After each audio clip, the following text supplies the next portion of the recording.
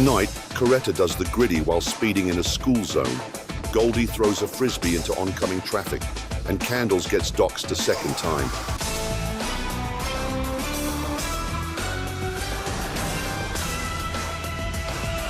Over the last few months, I've been hyper aware of my own porn consumption, and it's been pretty bad. There was a point where I was off of it completely, but recently I've fallen back into the habit. And I hate that.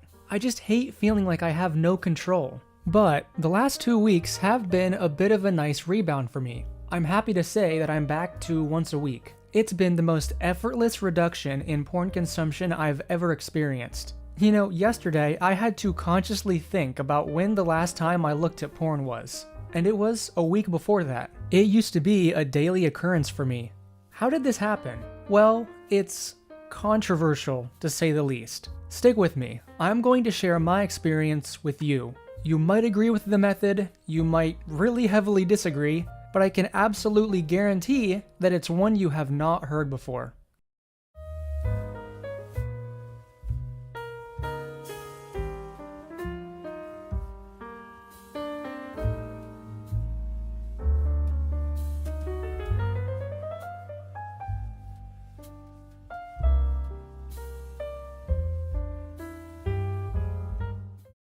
Contrary to what you might believe, I don't think porn is a good thing. What? Yes, I'm a sex-positive channel, but it would be a disservice to you if I told you that I personally thought it was a healthy element in any life. Maybe, under very specific circumstances, it can be introduced to an aging couple's sex life. Maybe that's how they spice things up.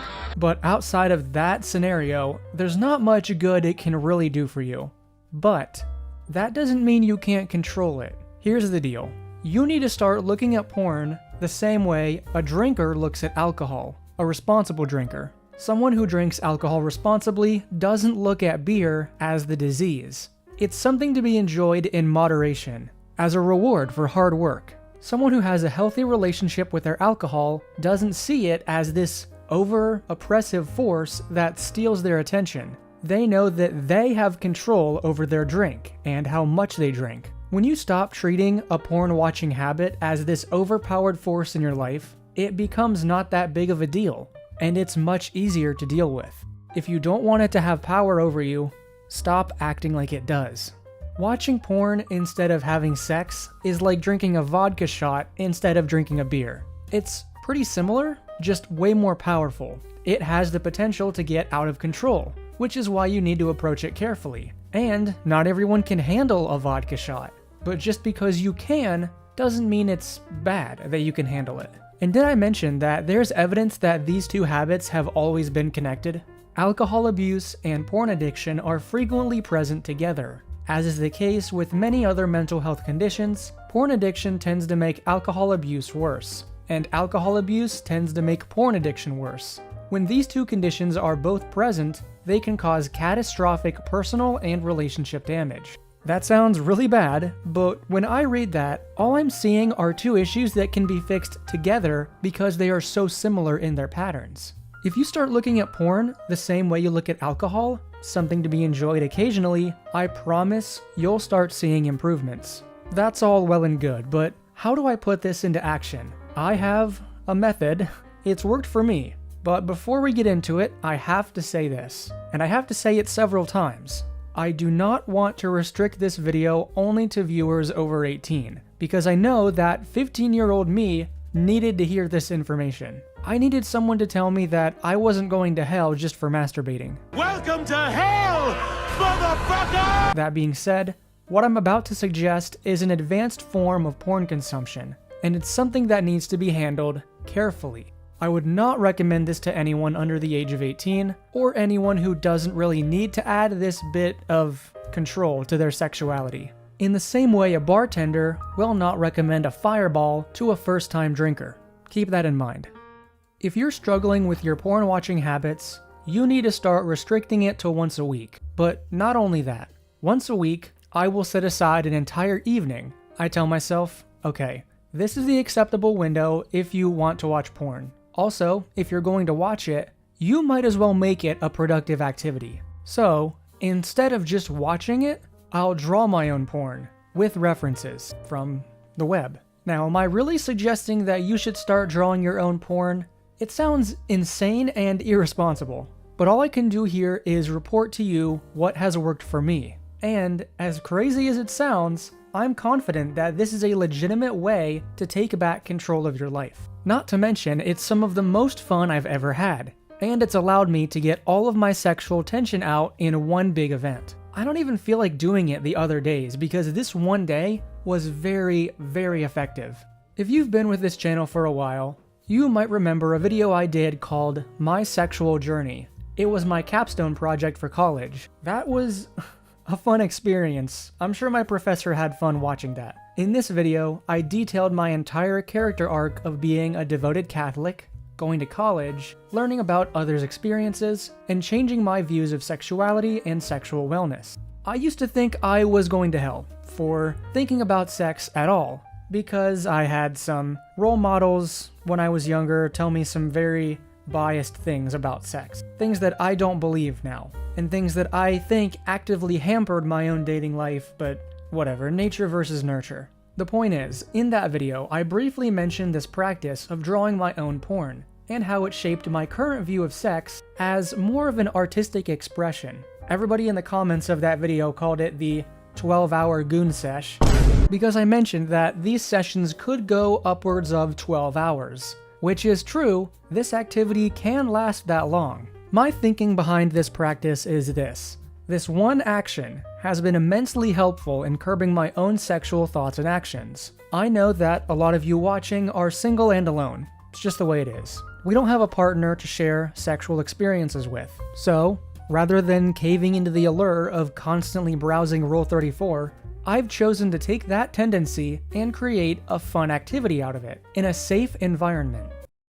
As a byproduct of this activity, my art skills have skyrocketed. With each session, I determine something I want to improve in.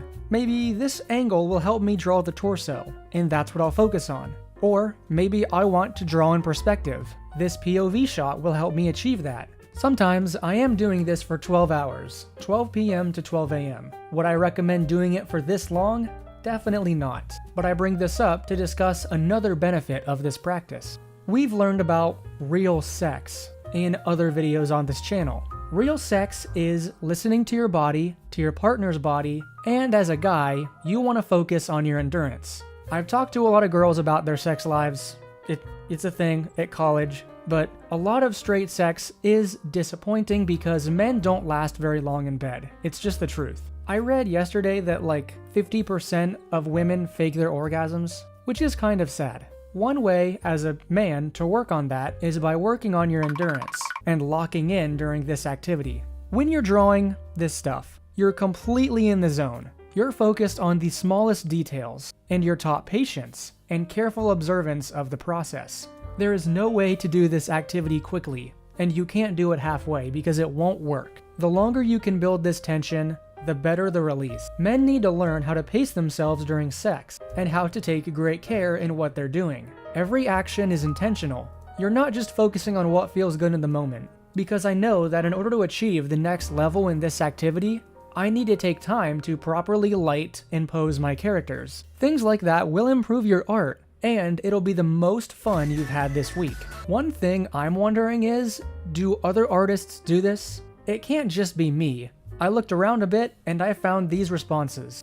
Well, I don't stare at my art and masturbate. I do, however, find my art arousing. When drawing it, creating it, making personal porn is hot. I'm building something erotic, something from my lusts, and giving it a vision. And then when you're done, the feeling is usually over. I don't look back to it. It's more so creating the porn that's hot. Another person. I do get aroused when I draw sometimes, yes. But the thing with me is, when I start drawing and I go for a while, I enter this trance-like state where little else matters besides drawing. Not even masturbating seems to be important enough to stop. I get pretty annoyed when I'm interrupted, and it feels like I need to shift gears to even respond to a question. Lastly, I can go for 12 hours a piece like that, and when I stop, I honestly feel like I wake up sometimes.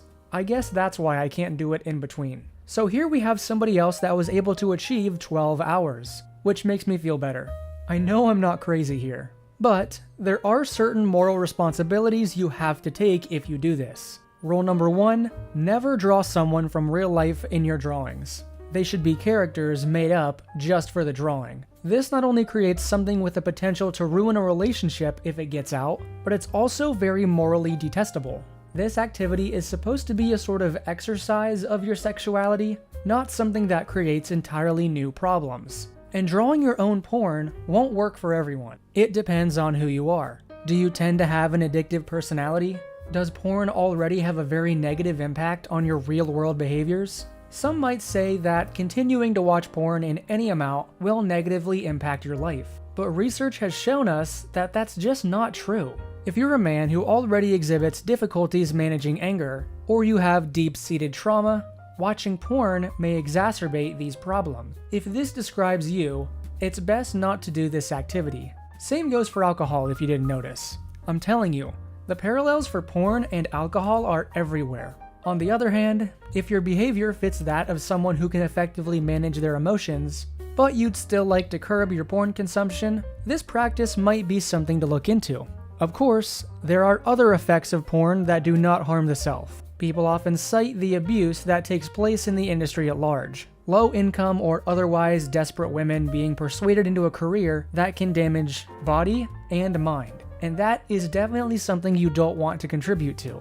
For that reason, whenever I draw my own porn, I use references from other drawn works. It's slightly more ethical than supporting an adult studio who might abuse their talent. At the end of the day, it's important to self-examine and determine whether or not this would be a net positive for you. I wouldn't recommend it to anyone who isn't an adult.